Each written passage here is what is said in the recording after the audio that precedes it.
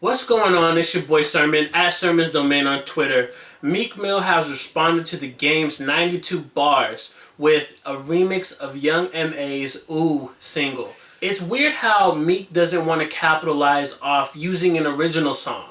When you look at the history of diss tracks, a lot of the best ones of all time, the hit 'em ups, the takeovers, the ethers, they're all original songs. So I would think that Meek would want to go that route as well and kind of solidify his place in history as opposed to just dropping some bars over someone else's beat. I'm not saying that to take away from the fact that Meek Mill went in.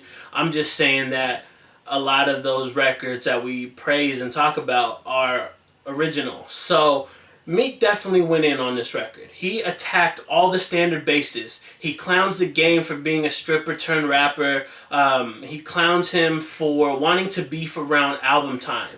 And this is like the huge argument online with the game. Like, if he knew that Meek snitched on him, why didn't he say something sooner? Well, the answer is simple. He wanted to use this to fuel his album sales, which I still don't even know if beef actually helps artists sell in 2016. I'm leaning more towards no, just because I don't think anybody is really going to buy someone's album because they diss someone else. It just doesn't seem like a logical decision, especially with the internet now. They might download it because of that. They might have heard the record that Game put out and said, this might be an album I gotta check out. So they might download it, but that's not saying that it's going to really help the game in the long run. In addition to that, Meek says that he's only going to sell 15,000 copies in his first week. It's a bet that he's willing to put $1 million up on. There's a line about how Nicki would never let the game smash.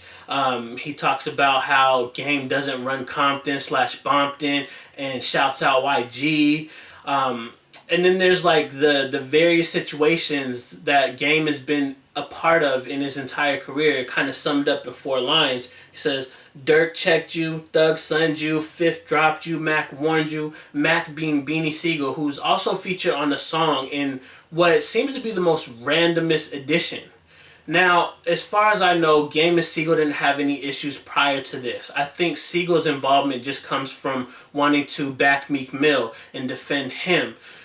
His lines are pretty much just real simple, but like an effective threat. He says, I can be in LA in 3 hours. And then he warns Game not to bring him out of retirement. And the Game has already responded on Instagram. I'm sure there's a record coming, but he's already talked trash about Beanie Sigel. So I think the most exciting thing about the Game versus Meek Mill is that we're going to get some Beanie Sigel bars out of it. Because more than likely, when Game does drop his response record, we'll hear more shots at Sigel, and knowing Sigel, he's going to want to capitalize off of this. He's got a mixtape / album in the works, so it pretty much benefits all the parties.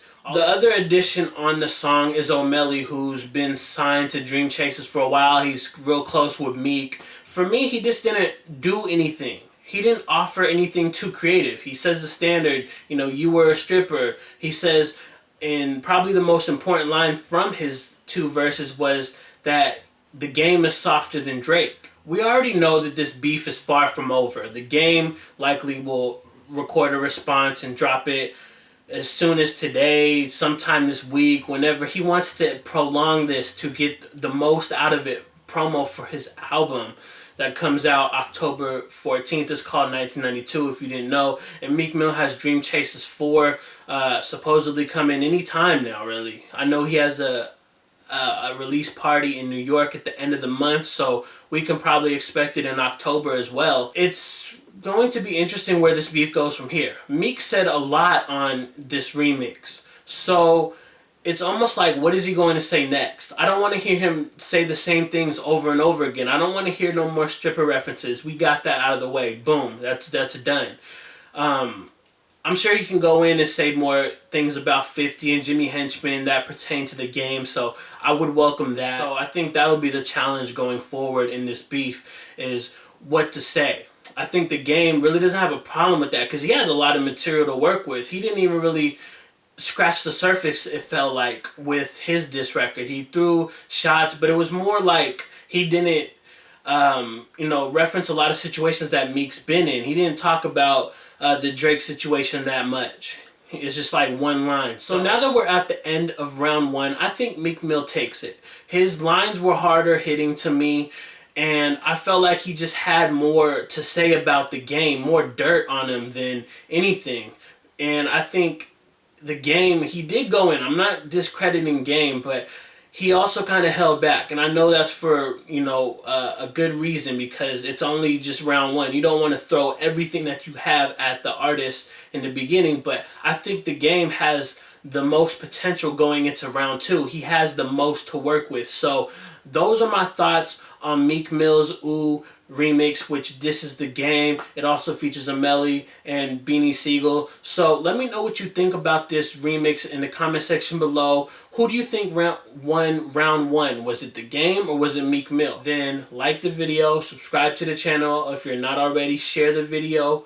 Follow me on Twitter at Sermons Domain, and as always, thank you for your time. I appreciate you for watching, and until next time, peace.